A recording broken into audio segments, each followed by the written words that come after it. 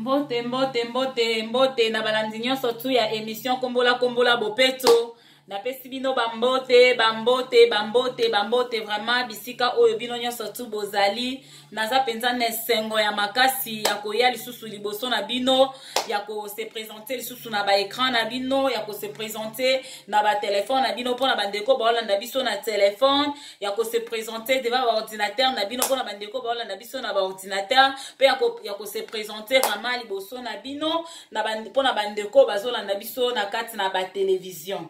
Vraiment na tondisami na esengo parce que Nzamba asali biso lisusu ngolu apesi susu opportunité ke tokoka koya. Vraiment eza esengo makasi franchement. Eza vraiment plaisir à makasi. Tango Nzamba za ko accorder biso grâce, tango Nzamba zo bomba biso, tango Nzamba zo batela biso eza penza faveur autre kolobake. Eza faveur imméritée. Po mutu moko te na kati na biso ko kolobake te. Ngasu na opema na makasi na nga. Ngasu na oloba na makasi na nga. Ngasu na bouger na makasi na nga. Su na osala be mission na makasi na nga lokuta. Mutu moko te wako ikoloba keza na makasi na ye. Mutu moko te ako ikoloba keza na propre force na ye. Nde azosala nyonso oyo azosala. Tout ce que nous faisons, ce n'est que la grâce de Dieu. Tout ce que nous faisons, ce n'est que la faveur de Dieu. C'est une faveur imméritée. Que personne d'entre nous a mérité cela. Donc, les hommes sont ensemble. Yango à chaque fois, en tout cas, bande konangai, oyo bolanda émission kombola bopeto, boma karaté vraiment kozalaka vraiment reconnaissant en Zambé. Vraiment faut kozalaka reconnaissant en Zambé na bolamu nyonso oyo azosalela biso.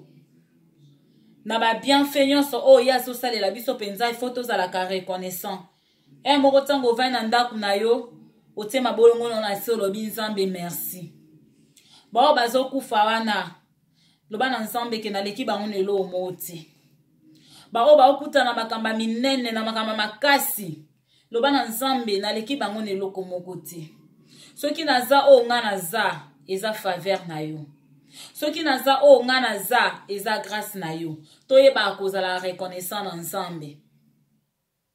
Toyeba kozala reconnaissant ensemble na o nyonso azosalela biso. Toyeba kozala ka reconnaissant et sepelisa Nzambe na tango tozonga kana makolo na ye pona kwa koloba na ye merci.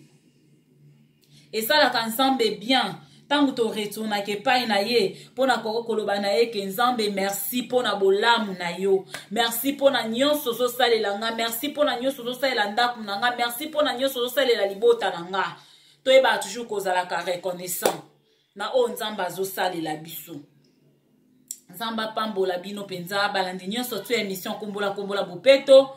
Bino ba o nyonso bosi bo s'abonner na kata chaîne na biso a kombola bopeto. Vraiment mama kombola bopeto asa ko pesa bino ba merci ebele. Mama kombola bopeto vraiment asa ko remercier bino penza pona ndenge boyebi na ko s'abonner na kata chaîne na biso ya kombola bopeto. Et pona bandeko oyo nanu peut-être ba s'abonner te.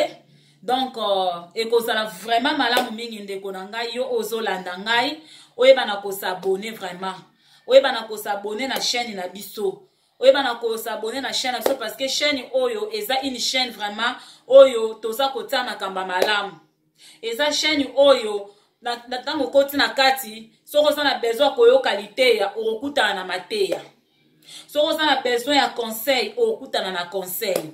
Soko za na besoin moi ya kozo ba information moko boy kozo ba information na nzela na chaîne oyo. Yango vraiment contribution na yo po na chaîne oyo e koyi kozalaka na nzela ya ko s'abonner. Donc tant yo s'abonner na chaîne na biso ezali ko laksa boni ozotia biso loboko. Boni oza ko soutenir biso parce que to ça na besoin na bino. To ça na posa na bino po musala o ekende liboso.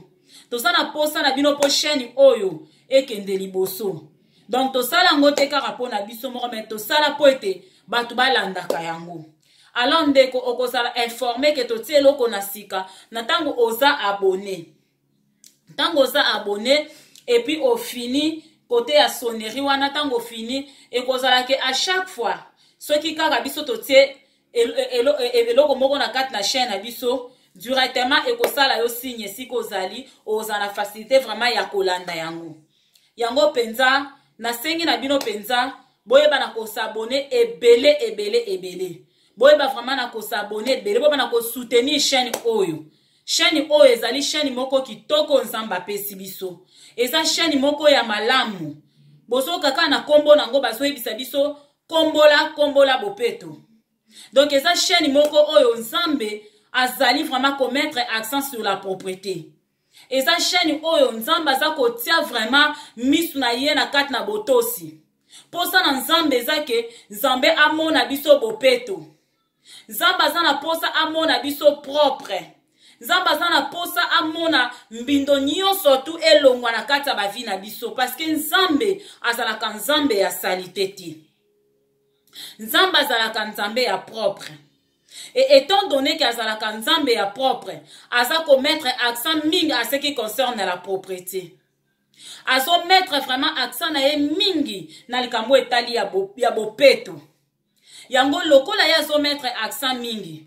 Ayebisi biso formi ni toroki kosala pona tomona bopeto ekoma na bavi na biso, bopeto ekoma na environnement na biso, bopeto ekoma na bandaku na biso, bopeto ekoma na kati ya mitema na biso, bopeto ekota na kati na makanisi na biso, bopeto ekota na nzoto na biso, bopeto ekota na makambo na biso nyonso tu. Parce que ça na batu mususu oyo baza kotia bopeto na bango kaka na libanda. Et ça na bandeko mingi soko tali bango extérieurement baza ko apparaître très propre. Mais nzambe eza malamu. Tangu ndeko za ko apparaître très propre eza bien. Mais pour ça na nzambe eza ke propreté o eza libanda na yo ekota pe na kati na yo. Po eza na mutu mususu komona ye na kati na ye aza trop sale. Donc, soko koti na niveau ya ba pensée na ye, tu peux même pas imaginer degré ya salité ou eza na kati ya ba pensée na ye. Donc, soko kei na kati na niveau to simba kaka etali kamka etali ya ba pensée. Soko kei na kati na ba pensée na ye, otala makambo ni mutu ana kanisaka, c'est trop sale. Donc, eza na mbindo moko ya kosakana te. Eza na salité moko ya kosakana te. Eza na désordre moko ya haut niveau na kati na ba pensée na ye. Mais nzambe tanga apesi biso chaîne oyo eza poto parler na likambo etali ya propreté. Nzambe tanga apesi biso chaîne oyo eza poto betela sete na likambo oyo etali ya bopeto. Bopeto oyo tozolobela eza nyonso eza inclin na kati. Eza na bopeto oyo ezali na niveau ya intérieur, eza pe na bopeto oyo eza na niveau ya extérieur na biso. Eza na bopeto oyo eza na niveau ya ba environnement na biso. Eza na bopeto oyo eza na niveau ya ba mboka na biso. Eza na bopeto do ezo simba ba domaine nyonso. Ezo simba ba plateforme nyonso. Donc pour ça na ensemble ezake biso esengeli tozala propre. Pour ça na ensemble ezake biso tozala propre. Parce que soki makanisi na yo etondi na salité, atozwi maquillage opakoli na elongi na yo, olati bilamba ya kitoko, liboso na bato za ko apparaître propre. Oza propre liboso na bato. Mais nzambe tangu ye azotala yo, soki azomona na kati ya ba pensée na yo oza sale, yeba ke pa nzambe résultat oya kopesa sur yo ekozala kaka ke tu es sale. Nzamba ko kote yo ke non oza sale. Ba point o nzamba kopesa yo ekozala ya salité. Yango somona nzamba yeli biso émission o apesi biso chaîne oyo. Poto lobela likambo etali ya propreté. Kozala propre na ba pensée ezani parce que pona batu susu bazo comprendre te. Kozala propre na ba pensée elingi koloba nini.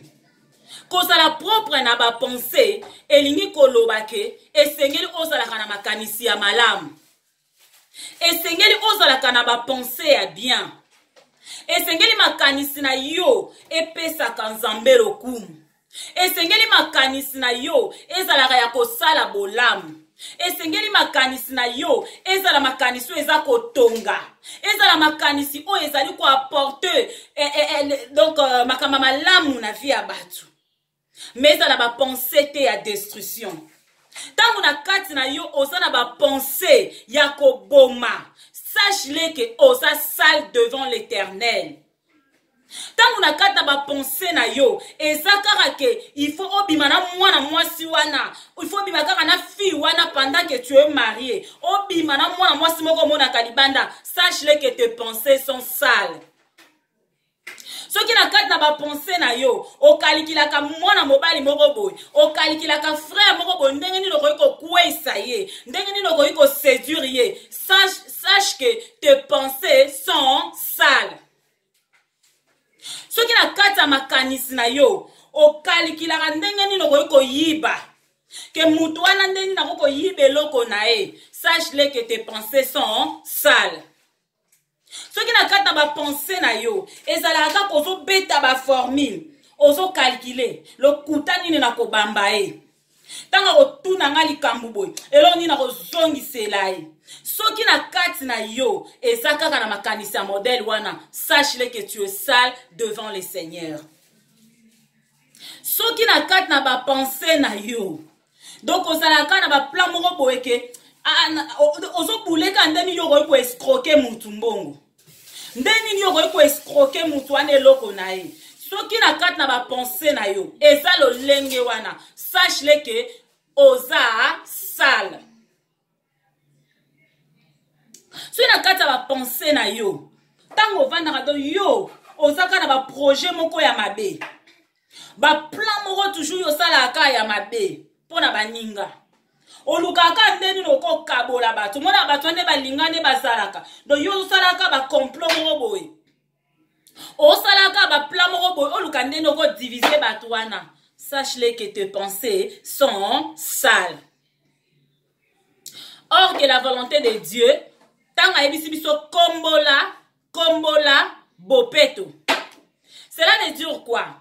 Tokoki jamais kokoma na bopeto na makanisi na biso aussi longtemps to sali nettoyage te, aussi longtemps to komboli te, nos pensées ekoki kozala jamais propre.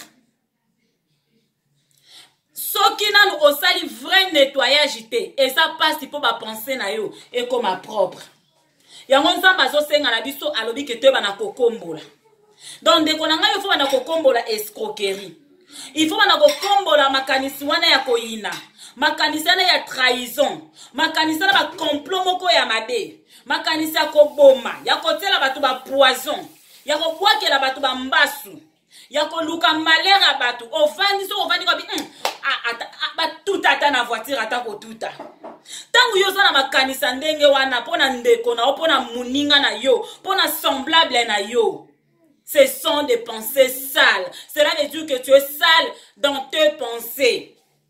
Donc esengeli olongola oyo nyoso ya mbindo wana, esengeli olongola oyo nyoso ya salite wana, okombola penza oeza makanisi na yo, okombola oeza ba pensée na yo, olongola salite nyonso mbindo nyonso na kati na yo.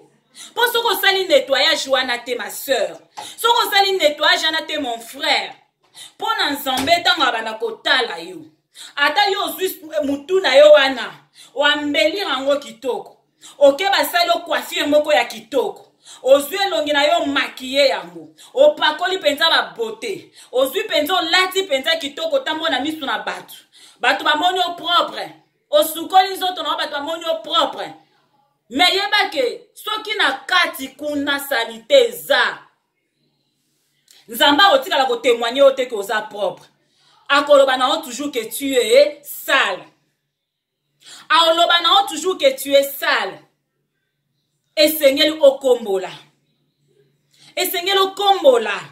Il faut pe bopeto ekota na kati na makanisi na biso boyebi, makanisi na biso yango ezalaka ba résultat nyonso o emona na misu na bato, ba action nyonso biso to pozaka source nango ebandaka kuna na kati na ba pensée, source nango origine nango ebandaka na kati na ba pensée. Et ana mutu moko ta ko koloba ke ndenge zawana ngai na sala ke loko bo sampo otana kanisa eza pasi, eza pasi.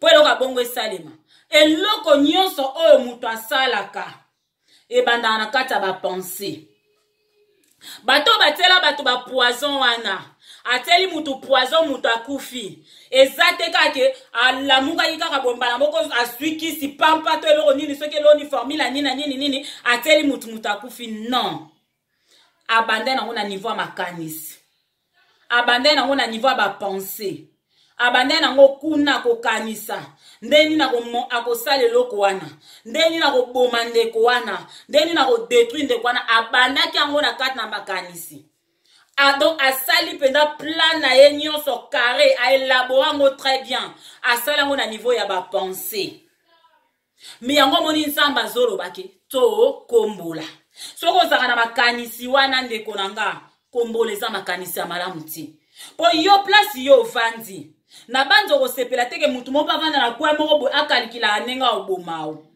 na banzo kosepela teke mutu moko aza na kwe moko boye abanda kobetaka bakalkile baformule ndenge abanda kosala nde nini ya oboma yo lokola yo olinga baboma yo te yo mpe koboma moninga te nzambe azoyebisa biso eloko olingi basala yo te kosala yango mpe moninga te kosala yango mpe moninga te yo olinga batiela yo poison te yo mpe kotiela moninga poison te yo olinga badetruire yo te kolinga mpe kodetruire fi ya ndeko na yo te kolinga mpe kodetruire fi ya ndeko na yo te so omoni makambo ezosimba te mibenda azala na place na yo me kosalela moninga na yo mabe te kodetruire ndeko na yo te kodetruire moninga na yo te kodetruire te ndeko na nga ntango yo ozozanga na bapensa ndenge wana na kati na yo yebake nzambe na likolo ntango azotala yo azomona yo trop sale azomona yo sale malgré ton apparence, tu peux apparaître propre devant les gens, tu peux apparaître propre devant les hommes, mais Dieu en te regardant, il te voit sale.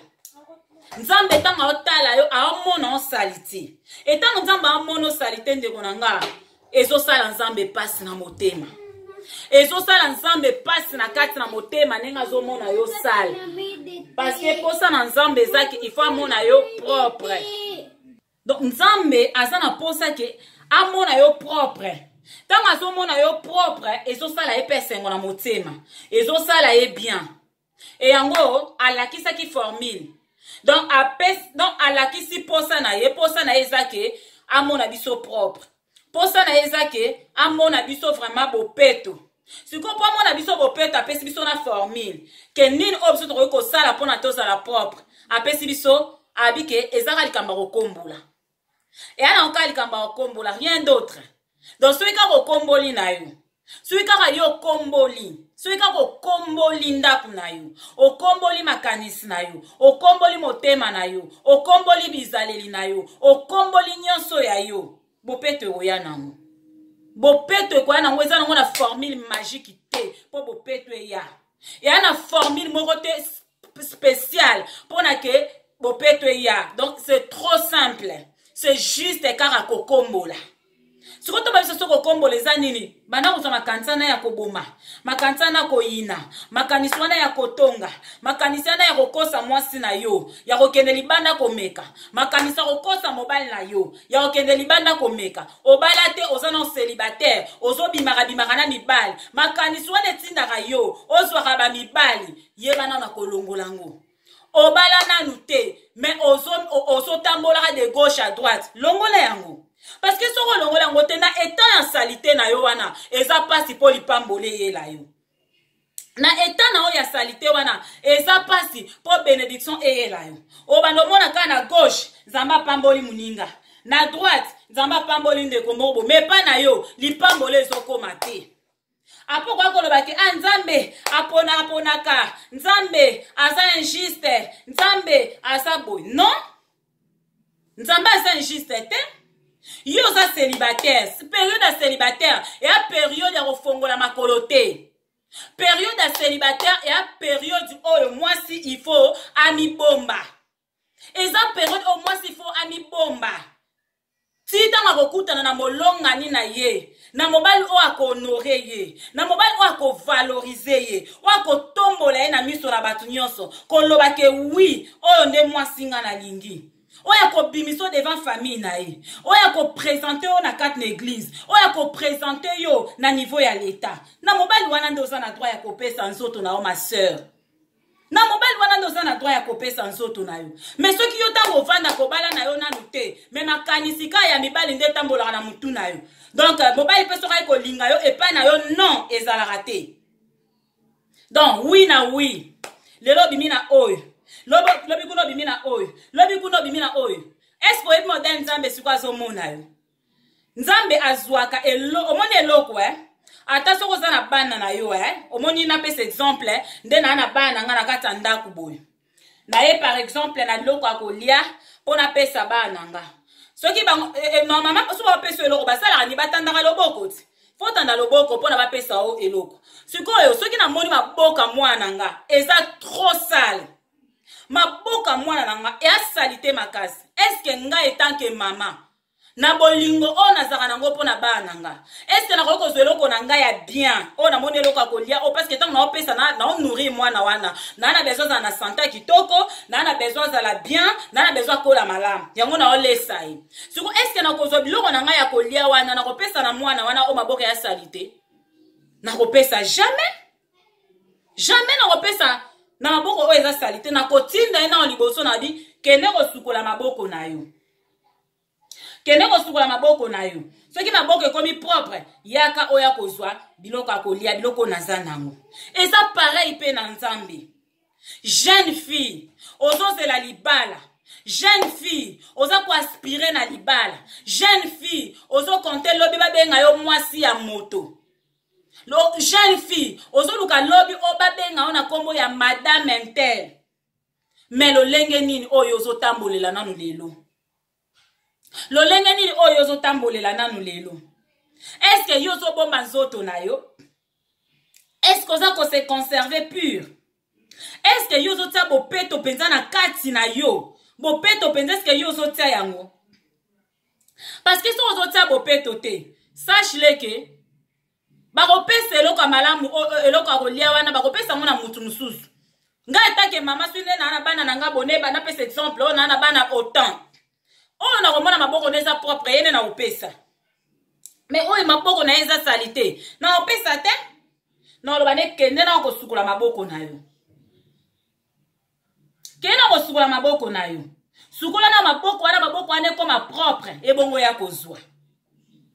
Donc eloko ya malamu bapesa yango kaka pe na muto ya malamu. Eloko ya bien bapesa yango na muto opaza bien. Mais jamais eloko ya propre po libala eza eloko ya propre. Libala eza lipamboli ensemble eza eloko ya kitoko. E valorisaka mwasi. E pesaka mwasi valeur. E pesaka mwasi kilo. Bakoki kopesa yango te na une femme sans valeur. Bako ko pesa ngote na une femme sale, une femme légère. Bako pesa na eti. Parce que ata ba pesi yango. Akweba na enenga ko batela ngoti. Akweba nenga ko conserver yangoti. Yango wana bandeko nanga to bongisa makanisi na biso. Makanisi. Makanisi. Makanisi na biso.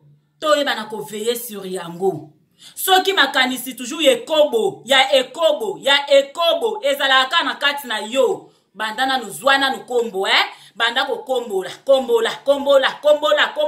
ekobo nyoso le bima na kombo na Yesu ekobo nyoso bima na kombo na Yesu ekobo nyoso bima na kombo na Yesu kombola nani posoko komboli na kati na yo ekotika la propre etika la propre ozomona. Après il faut remplacer maintenant salité wana remplaçant maintenant na makamba propre.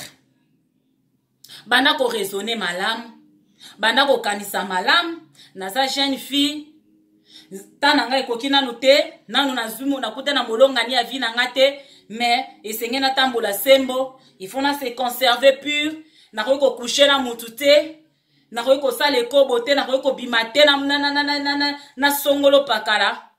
Et tant que moi si il faut oyeba ke okozwara ba proposition. Parce que tu es une fleur tellement ozongela, oza kitoko. Batu bakoya toujours ko proposer. Mibali bakoya toujours ko luka, ko sa moi dossier. parce que ayebika oza na yo yo moko akoki kokota mwa dossier mais yo kolakisa te ke yo oza faible yo komitika te zala une femme vraiment ferme zala mwasi aza ferme penza oyo amitika na n'importe qui te nzoto na eza diamante koma okopesa ngo na mutu nyonso tu na n'importe qui mutu nyonso asimba ngo amanya ngo asala oyo nyonso ye alingi mais dis donc il faut miyeba ti faut te faire valoriser soki yo moko se valoriser te sache le ke mutu mosusu akoki kovaloriser yo na place na yo akozala te jeune fille akozala te mwasi mutu mosusu akoki kose valoriser na place na yo te tant que une femme yo moko ne mutu faut ba se valoriser il faut se mettre en valeur que je ne suis pas n'importe qui oh mutu moko akoki koya boye asakana leki nzela ya nini yango wa poubelle te ke wa ya bwaki aleki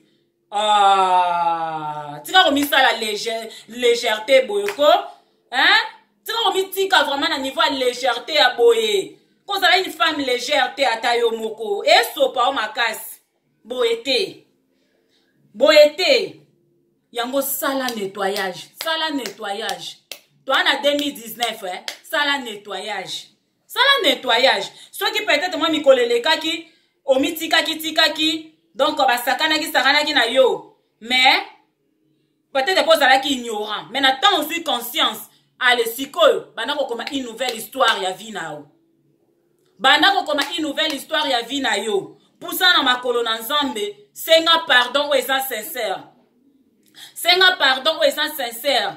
senga vraiment bolimbisi ntango ozosenga bolimbisi wana eza kokombola bombo oyo ozokombola vi na yo kosenga pardon ya mbebo te kosenga pardon oyo kaka ya munoko te mais senga pardon oyo ezouta na kati ya motema na yo senga na nzambe loba nzambe elimbisanga natambolaki mabe mpo nayebaki te nazalaki na période ya ignorance mais lelo na comprendre la vérité ke naza mwana mwasi oyo esenge na mipesa valeur naza mwana mwasi oyo esenge na se valoriser nakoki komitika na n'importe qui tasaka na nga